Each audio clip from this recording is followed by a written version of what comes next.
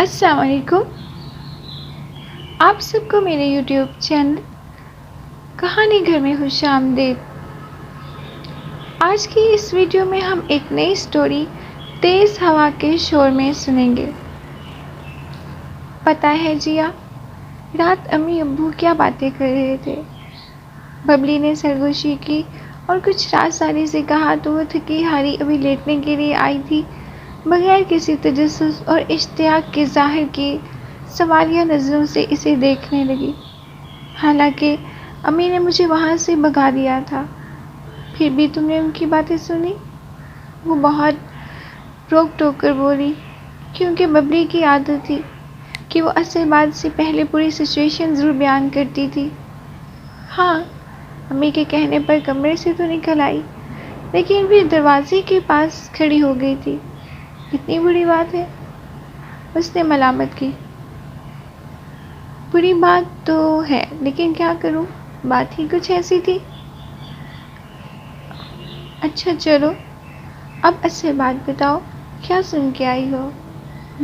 اصل بات؟ ہاں، میں نے سنا وہ اپنے کسی دوست کا ذکر کر رہے تھے جنہوں نے اپنے بیٹے کے لیے تمہیں مانگا ہے۔ کیا؟ وہ ایک دم اٹھ کر بیٹھ گئی۔ میں سچ کہہ رہی ہوں، میں نے اپنے کانوں سے سنا ہے۔ اوفو، تو میں نے کب کہا کہ تم جھوٹ کہہ رہی ہو؟ یہ بتاؤ کون سے دوست؟ وہ شفیع صاحب جو اکثر یہاں آتے ہیں؟ نہیں، ابو کوئی اور نام لے رہے تھے۔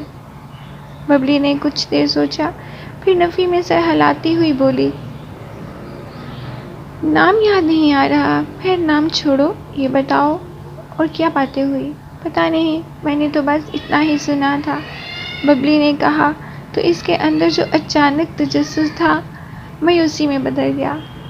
وہ دوبارہ لیٹتے ہوئے بولی، چلو جاؤ، تمہیں ابھی روٹی بھی پکانی ہے۔ اس وقت امی پکارنے لگی تو ببلی اٹھ چلی گئی۔ اس نے بس کچھ دیر کو ببلی کی بات کو سوچا، پھر منہ ہاتھ دھونے کی غرض سے اٹھ گئی۔ وہ کوئی بہت کم عمر اور ناسمجھ لڑکی نہیں تھی۔ گزشتہ سال BA کرنے کے بعد ایک مقامی اسکول میں پڑھا رہی تھی۔ کسی حد تک حقیقت پسند ہونے کے باعث اتنا جانتی تھی کہ والدین نے اسے پڑھایا لکھایا اور اب جب بھی مناسب بات سمجھیں گے اس کی شادی کر دیں گے۔ اس کے خیال میں لڑکیوں کے ساتھ بس یہی ہوتا ہے۔ وہ غالباً اپنی سوچ کے باعث اس نے خود سے اپنے بارے میں کبھی نہیں سوچا تھا اور نہ کوئی خواب سجائے تھے۔ البتہ بڑی لڑکی ہونے کے ناطے یہ ضرور چاہتی تھی کہ اس کے والدین جس سے بھی اس کی شادی کریں وہ اگر اس سے زیادہ نہیں تو کم تعلیم یافتہ بھی نہ ہو، اور جسے اپنے خاندان کے کسی بھی فرد سے متعارف کراتے ہوئے وہ کبھی محسوس نہ کرے۔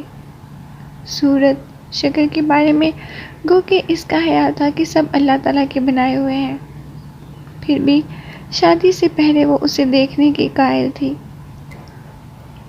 لیکن وہ یہ نہیں جانتی تھی کہ امی ابو اس بات کے قائل ہیں یا نہیں۔ بہرحال جب ببلی سے بات ہوئی اور جو اس نے بتائی، تب سے فطرتی طور پر وہ کچھ ہوشیار سی ہو گئی تھی۔ گھر میں کون آ رہا ہے، کون جا رہا ہے، بڑے بھیا کے بے وقت آمد اور امی کی سرگوشیوں میں باتیں کرنا، گویا ایک غیر محسوس سی ہلچل شروع ہو گئی تھی۔ وہ ادھر یہ ہلچل شروع ہوئی، ادھر سے اس کے نظریے اور سوچیں آپ ہی آپ رخصت ہو کر فطرتی تجسس بیدار کرنے لگے۔ کون ہے، کیسا ہے، ہر اس سوچ سے شروع ہو کر اس پر ختم ہونے لگی تھی۔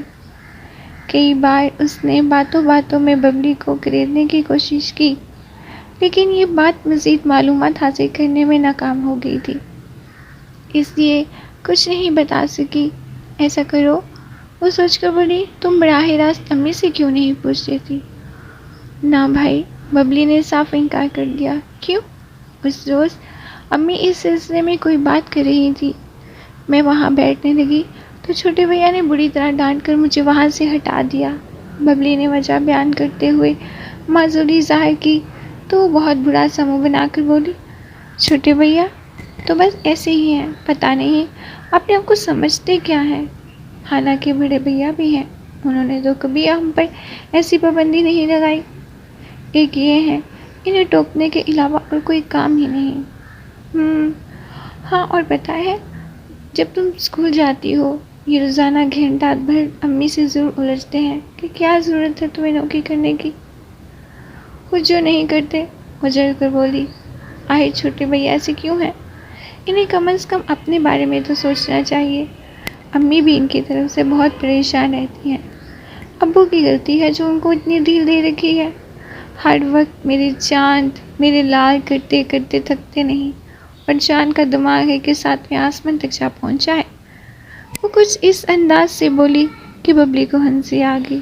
جیسے نظر انداز کر کے وہ تعصب سے کہنے لگی، کسی کا کچھ نہیں بگڑ رہا، چھوٹے بھیا سراسر اپنا ہی نقصان کر رہے ہیں. دوسروں پر تنقید کرنے میں کتنے ماسٹر ہیں نا، لیکن اپنے آپ کو نہیں دیکھتے.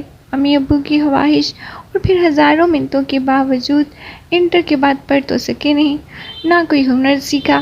جب نوکری کی بات آتی ہے تو جنرل مینیجر سے کم تو سوچتے ہی نہیں ہیں. چاچا، واقعی اس کی عقل پر ماتم کرنے کو تو میرا دل چاہتا ہے. وہ ادھر ہی آ رہے ہیں. ببلی نے آواز دبا کر اسے خبردار کیا تو وہ اخبار پھیلا کر بظاہر اس میں مصروف ہو گئی. یہ تم دونوں یہاں کیا کر رہی ہو؟ چھوٹے بھیا کو بلا وجہ روک جھاڑنے کی عادت تھی. آپ کہاں سے آ رہے ہیں؟ وہ ان کی بات کو نظر انداز کر کے پوچھنے لگی. میں ایک ایجنٹ کے پاس گیا تھا. خلاف توقع وہ برا مانے بغیر بتانے لگے. اس کے بارے میں معلوم ہوا تھا کہ وہ جاپان کا ویزا دے رہا ہے. آپ جاپان جائیں گے؟ ببلی نے اشتیاق سے پوچھا.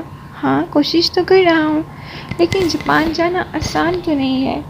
میرا مطلب ہے کافی پیسے چاہیے ہوں گے. 4 لاکھ مانگ رہا تھا. کیا 4 لاکھ؟ اس نے تعجب سے سر دہرایا. اس نے تعجب سے بات دہرائی. پھر اپنے طور پر سمجھاتے ہوئے بولی، چھوڑے بھیا، اگر اتنے پیسے ہوتے تو آپ یہیں کوئی کاروبار کر لیتے.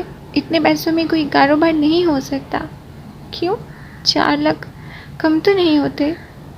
کوئی بہت زیادہ بھی نہیں ہے. اگر ابو جی کہیں اور کہیں سے انتظام کر دیں تو. اس نے کچھ تعصب سے انہیں دیکھا اور پھر کچھ کہے بغیر وہاں سے اٹھ آئی. شام کو بڑے بھیا آئے، ساتھ میں بھابھی اور بچے بھی تھے. اسے دیکھ کر جس طرح بھابھی میں نے ہرسی مسکرائی، اس سے وہ سمجھ گئی کہ ضرور کوئی بات ہے، اور یقیناً امی نے انہیں خاص طور پر بلوایا ہے. پھر بھی اپنے طور پر وہ انجان ہی بنی رہی. کچھ دیر سب کے ساتھ بیٹھی، پھر رات کے کھانے کی تیاری کے سلسلے میں کچن میں آ گئی، اور ابھی چاول نکال ہی رہی تھی کہ بھابھی اس کے پیچھے آ گئی. کیا پکا رہی ہو؟ وہ آتے ہی پوچھنے لگی. مٹر پلاؤ. اور؟ بس مٹر پلاؤ ہی کافی ہے، اس سے زیادہ کوئی اہتمام مت کرنا. کیوں؟ اس لیے کہ ہم کوئی مہمان نہیں ہیں. پھر مسکرا کر بولی، البتہ تم اب مہمان ہو. میں؟ وہ سمجھ کر بھی انجان بن گئی. اب بنو مت، بھابھی نے شرارت سے گھوڑا. اتنے دنوں سے بات چل رہی ہے، آخر تمہیں کچھ تو خبر ہوگی. نہیں بھابھی، مجھے واقعی کچھ نہیں پتا. بس ایک روز ببلی نے بتایا تھا کہ ابو اپنے کسی دوست کے بیٹے کا ذکر کر رہے تھے. وہ صاف گوئی سے بولی. ہاں، اور امی نے آج مجھے اس لیے بلایا ہے کہ میں تمہیں بتا دوں. صرف بتا دوں؟ اس نے سوچا اور سوالیہ نظروں سے بھابھی کی طرف دیکھنے لگی. تو وہ تفصیل بتاتے ہوئے کہنے لگی، لڑکے کا نام احمد ہے اور بینک میں مینیجر ہے. زیادہ لمبی چوڑی فیملی بھی نہیں، 2 بہنیں ہیں اور دونوں شادی شدہ. البتہ چھوٹا بھائی ہے جو آج کل نوکری کی تلاش میں ہے. بس یوں سمجھ لو کہ خاص ذمہ داری نہیں ہے اس پر. تھوڑا بہت اس کے والد بھی کما لیتے ہیں.